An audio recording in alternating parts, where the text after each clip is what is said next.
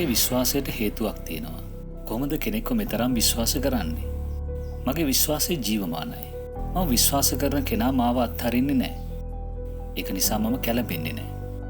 මගේ ආරම්භයේ සිටම මාත් එක්කමයි. තණ්හාව, වංචාව, දුක, වියවුල් බව, වෛර නිසා මිනිස්සුන්ගේ සිත් කැඩලා බිඳලා තියෙනවා කියලා හොඳින් දන්නවා. දෙවිඳුන් දන්නවා පාපයේ කුල්ලේ මරණය බව. ඌට තිබුණා අපිව මරලා දාන්න.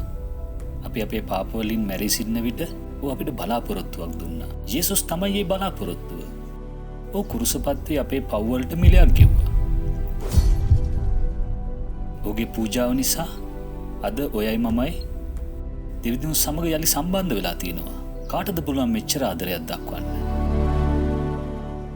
අපි ඒ ආදරේ මුළුමනින්ම පිළිගන්නකොට ඌ අපේ අතින් අල්ල ගන්නවා. ජීවිතයේ අපි මොන තත්ත්වයක සිටියත් ඌ අපේ අත තදින්ම අල්ල ගන්නවා. කොතරම් දරුණු තත්ත්වයක සිටියත් අපිව අත්හරින්නේ නැහැ. ඔයා දැන් අතහරින්නේ. ඔයා අතහැරියත් යේසුස් ඔයාව අත්හරින්නේ නැහැ. ඌ ඔයාගේ අත අල්ලගෙනම ඉන්නවා. පරාජය, බය, අවිශ්වාස බව, අමාරුකම් කොතරම් තිබුණත් යේසුස් ඔයාව අත්හරින්නේ නැහැ. ඔයාට මොකක්ද හිතෙන්නේ? ඌ අපිව අල්ලගෙනමයි ඉන්නේ. මම විශ්වාස කරනවා ඔයත් එක්ක යේසුස් ඉන්නවා.